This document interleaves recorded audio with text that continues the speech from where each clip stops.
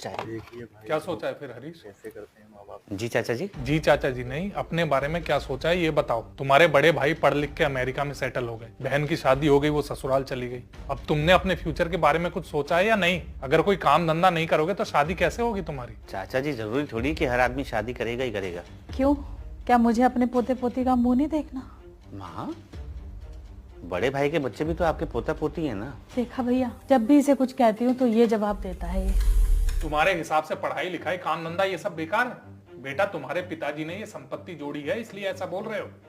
अगर ये सब नहीं होता तो? अब नहीं होता चाचा जी तो और भी बहुत कुछ नहीं होता। शायद भाई पढ़ लिख कर अमेरिका शिफ्ट नहीं हुआ होता, बहन की शादी नहीं हुई होती। अब नहीं होने से सब कुछ मेरे ही साथ थोड़ी होता। कैसी नालायकों जैसी बातें कर रहे हो तुम? माँ बाप अपने बच्चों को पढ़ाते लिखाते हैं, उन्हें लायक बनाते हैं और उनसे उम्मीद करते हैं कि वो अपना घर बसाकर बुढ़ापे में अपने माँ बाप का सहारा बनेंगे। लेकिन तुम तो खुद अपने पिताजी की कमाई पर बोझ बने हुए हो। बोझ? सही शब्द इस्तेमाल किया चाचा जी आपने, बोझ। माँ, क्या तुझे ही मैं इस घर में बोझ लगता हूँ? बेटा, तुम मेरे कहने का मतलब नहीं समझ रहे बेटा।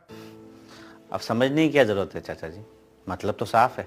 लेकिन एक बात और मुझे आप समझाइए कि अगर वाकई में बच्चे पढ़ लिख कर माँ बाप के बुढ़ापे का सहारा बनते हैं तो बड़े भैया क्यों पढ़ाई लिखाई करके नौकरी लगते ही अमेरिका शिफ्ट हो गए? यहाँ तक कि पिताजी के देहांत के समय भी उनको आने का समय नहीं मिला। 2 दिन बाद आए थे, जबकि उनको पता था कि पिताजी की तबीयत बहुत खराब है, डॉक्टर जवाब दे चुके हैं। और यही नहीं, आपने भी तो अपने बेटे की शादी बड़े धूमधाम से करवाई थी। क्या हुआ? शादी के 3 महीने बाद ही वो अपनी पत्नी के साथ अलग हो गया। आज जब कभी आपकी तबीयत खराब होती है तो आपको किसकी याद आती है? मेरी ना। अभी पिछले हफ्ते माँ का ब्लड प्रेशर बढ़ गया था, रात के 3 बजे अस्पताल ले जाना पड़ा।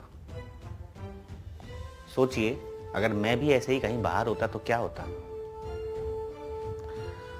और ये सब कहकर मैं अपने भाई बहनों को गलत साबित नहीं कर रहा हूं, बस इतना बताना चाहता हूं कि मैं नालायक नहीं हूं।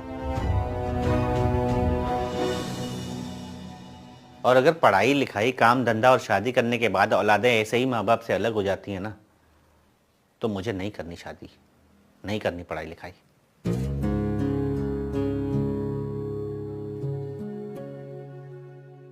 मैं ग्रेजुएट हूं और मैंने अपनी मर्जी से यहां तक पढ़ा है। और शादी मैं इसलिए नहीं करना चाहता माँ, क्योंकि मुझे पता है कि मैं तेरी बहू